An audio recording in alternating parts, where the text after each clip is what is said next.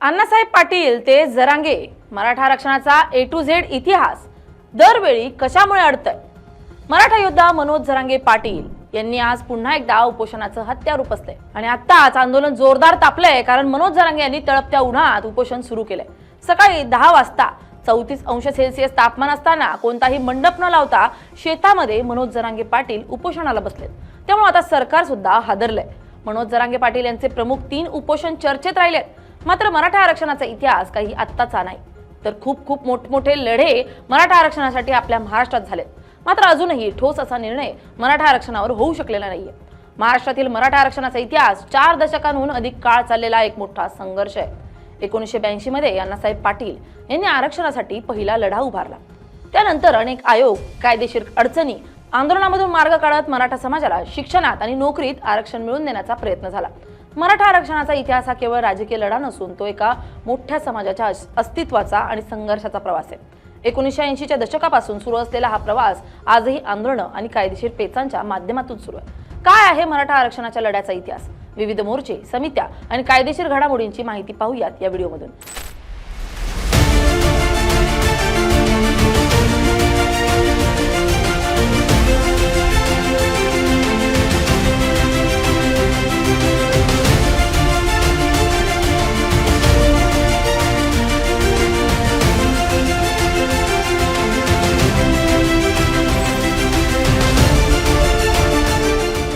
नमस्कार, मी स्नेहल चौधरी। आपण पाहत आहात LS मराठी। मराठा आरक्षणाची पहिली ठिणगी पडली 1982 मध्ये। मराठा आरक्षणाची मागणी अधिकृतपणे सर्वात आधी माथाडी कामगार नेते स्वर्गवासी अण्णासाहेब पाटील यांनी मांडली। 22 मार्च 1982 रोजी मुंबईत मराठा आरक्षणाच्या मागणीसाठी पहिला मोर्चा काढण्यात आला। आर्थिक निकषांवर आधारित आरक्षणाची ही मागणी होती। अण्णासाहेब पाटील यांनी सरकारसमोर 10 ते 11 प्रमुख मागण्या ठेवल्या होत्या, ज्यामध्ये आरक्षणाचा मुख्य आधार जातीऐवजी आर्थिक स्थिती हा होता। मराठा समाजातील आर्थिकदृष्ट्या मागासलेल्या लोकांसाठी नोकरी आणि शिक्षणात आरक्षणाची मागणी, शेतकऱ्यांच्या मालाला योग्य आणि किफायतशीर भाव मिळावा, मराठा तरुणांमधील बेरोजगारी दूर करण्यासाठी विशेष योजनांची अंमलबजावणी आणि त्या काळी मंडल आयोगाच्या शिफारशींना विरोध करत त्यांनी आर्थिक निकषांवर भर दिला होता। 22 मार्च 1982 ला अण्णासाहेब पाटील यांच्या नेतृत्वाखाली अखिल भारतीय मराठा महासंघानं मुंबईत आरक्षणासाठी पहिला भव्य मोर्चा काढला। त्यांनी तत्कालीन मुख्यमंत्री बाबासाहेब भोसले यांची भेट घेऊन आपल्या मागण्यांचे निवेदन दिले। अण्णासाहेबांनी इशारा दिला होता की जर सरकारनं या मागण्या मान्य केल्या नाहीत तर ते आपले जीवन संपवतील। तत्कालीन सरकारकडून ठोस आश्वासन न मिळाल्यानं अण्णासाहेब पाटील यांनी 23 मार्च 1982 रोजी स्वतःवर गोळी झाडून आत्मबलिदान दिलं। त्यांच्या बलिदानानंतर मराठा समाजाच्या मनात आरक्षणाची तीव्र भावना रुजली।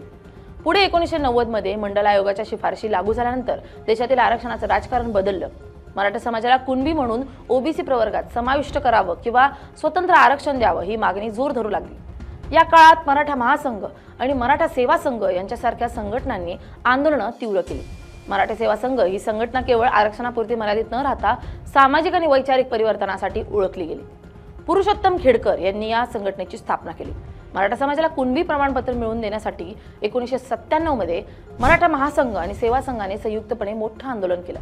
1990च्या दशकात त्यांनी ब्राह्मणी विचारसरणीच्या विरोधात आणि बहुजन हितासाठी सांस्कृतिक आंदोलन सुरू केली। यातूनच संभाजी ब्रिगेड आणि जिजाऊ ब्रिगेड सारख्या 33 उपसंघटना निर्माण झाल्या। या संघटनेच्या कार्यामुळे मराठा समाजात मोठ्या प्रमाणावर ऐतिहासिक आणि राजकीय जागृती झाली। न्यायाधीश खत्री आयोगानं मराठा कुणबी नोंदी असलेल्यांना ओबीसी आरक्षण देण्याची शिफारस केली, ज्याचा फायदा अनेक मराठा कुटुंबांना झाला। सध्या ही संघटना आरक्षणासोबतच शिवधर्माचा प्रसार आणि सामाजिक सलोखा वाढवण्यासाठी कार्यरत आहे। 2016 मध्ये कोपर्डी घटनेनंतर निघालेल्या मराठा क्रांती मोर्चामध्ये 58 मूक मोर्चे निघाले। या दोन्ही जुन्या संघटनांचे कार्यकर्ते आणि नेते यामध्ये सक्रिय सहभागी होते। 2016 ते 17 हे वर्ष मराठा क्रांती मोर्चासाठी ऐतिहासिक पर्व ठरलं। 13 जुलै 2016 रोजी अहिल्यानगर जिल्ह्यातील कोपर्डी येथे एका अल्पवयीन मुलीवर झालेल्या अत्याचारानंतर मराठा समाज संतापाने रस्त्यावर उतरला। 9 ऑगस्ट 2016 रोजी तेव्हाचे औरंगाबाद म्हणजेच आत्ताचं छत्रपती संभाजीनगर येथून पहिल्या मूक मोर्चाची सुरुवात झाली। हे मोर्चे शांततापूर्ण आणि शिस्तबद्ध होते। या तरुण मुली आणि महिलांनी नेतृत्वाची धुरा सांभाळली। एक मराठा लाख मराठा ही घोषणा संपूर्ण देशात गाजली। संपूर्ण महाराष्ट्रभर एकूण 58 मोठे मूक मोर्चे निघाले। याचा समारोप 9 ऑगस्ट 2017 रोजी मुंबईत झालेल्या विशाल मोर्चाने झाला, ज्यात लाखोंचा जनसमुदाय जमला होता। आणि आता पुन्हा एकदा मराठा आरक्षणाच्या मागणीसाठी महाऐतिहासिक पर्व ठरलंय। ते अण्णासाहेब पाटील यांच्यानंतर तितक्याच ताकदीनं मराठा आरक्षणासाठी लढणारे नेते मनोज जरांगे पाटील यांच्या नेतृत्वामुळे। जरांगे पाटील गेल्या 15 वर्षांपासून मराठा आरक्षणासाठी सक्रिय आहेत। त्यांनी शिवबा संघटनेची स्थापना करून स्थानिक पातळीवर अनेक आंदोलनं केली आहेत। 2014ला शहागड ते मुंबई असा पायी मोर्चा काढला। 2021ला जालना जिल्ह्यातील साष्ट पिंपळगाव येथे सुमारे 3 महिने ठिय्या आंदोलन मनोज जरांगे यांनी केलं होतं आणि 6 दिवस उपोषण सुद्धा केलं होतं। मात्र आंदोलनाचा टर्निंग पॉइंट ऑगस्ट 2023 मध्ये ठरला। 29 ऑगस्ट 2023ला जालना जिल्ह्यातील अंतरवाली सराटी येथे उपोषणाला सुरुवात झाली आणि 1 सप्टेंबर 2023ला उपोषणाला बसलेल्या शेकडो नागरिकांवर पोलिसांनी लाठीचार्ज केला। यामध्ये महिला, वृद्ध, लहान मुली, तरुण सर्वांवर अमानुष लाठीचार्ज केला गेला। आंदोलकांवर पोलिसांनी केलेल्या लाठीमारामुळे हे आंदोलन राज्यभर प्रसिद्ध झालं। गृहमंत्री देवेंद्र फडणवीस हे होते, त्यांना खूप टार्गेट झालं आणि या आंदोलनाला इथूनच खरं बळ मिळालं। राज्यात तीव्र संताप व्यक्त करण्यात आला। ठिकठिकाणी सरकारच्या विरोधात रास्ता रोको करण्यात आला, आंदोलनं करण्यात आली। त्यानंतर मात्र जरांगे पाटील यांनी मोठं आंदोलन सुरू केलं। पोलिसांनी आंदोलकांवर केलेल्या लाठीमारामुळे या आंदोलनाचा वनवास संपूर्ण महाराष्ट्रात पसरला। या घटनेनंतर सरकारवर प्रचंड दबाव निर्माण झाला आणि एकनाथ शिंदे यांनी स्वतः आंदोलनस्थळी जाऊन जरांगे यांची भेट घेतली। सरकारनं मराठा समाजातील ज्यांच्याकडे कुणबी नोंदी आहेत त्यांना प्रमाणपत्र देण्याचं आश्वासन दिलं आणि जरांगे यांनी 14 सप्टेंबर रोजी आपलं पहिलं उपोषण मागे घेतलं। आरक्षणाच्या मागणीसाठी सरकारनं दिलेल्या मुदतीत काम पूर्ण न झाल्यानं जरांगे यांनी चलो मुंबईची हाक दिली। 20 जानेवारी 2024 रोजी आंतरवाली सराटीतून निघालेला हा मोर्चा पायी चालत मुंबईच्या दिशेने निघाला। या मोर्चात लाखो मराठा बांधव सहभागी झाले होते। हा मोर्चा मुंबईत दाखल होण्यापूर्वी नवी मुंबईतील वाशी येथे अडवण्यात आला। तिथे जरांगे यांनी पुन्हा उपोषण सुरू केलं। शेवटी 27 जानेवारी 2024 रोजी सरकारनं सगळे सोयरे अध्यादेशाचा मसुदा प्रसिद्ध केला। या ऐतिहासिक विजयानंतर एकनाथ शिंदे यांच्या हस्ते ज्यूस पिऊन जरांगे यांनी आंदोलन संपवलं। पुढे 10 फेब्रुवारी ते 26 फेब्रुवारी 2024 दरम्यान अध्यादेशाच्या अंमलबजावणीसाठी जरांगे पुन्हा उपोषणाला बसले। या आंदोलनादरम्यान सरकारनं विधिमंडळाचे विशेष अधिवेशन बोलावून मराठा समाजाला स्वतंत्र 10% आरक्षण देण्याचा निर्णय घेतला, जो जरांगे यांनी नाकारला। लोकसभा निवडणुकीनंतर जरांगे यांनी सगळे सोयरे अधिसूचनेची अंमलबजावणी आणि गुन्हे मागे घेण्यासाठी पुन्हा आंदोलन पुकारले।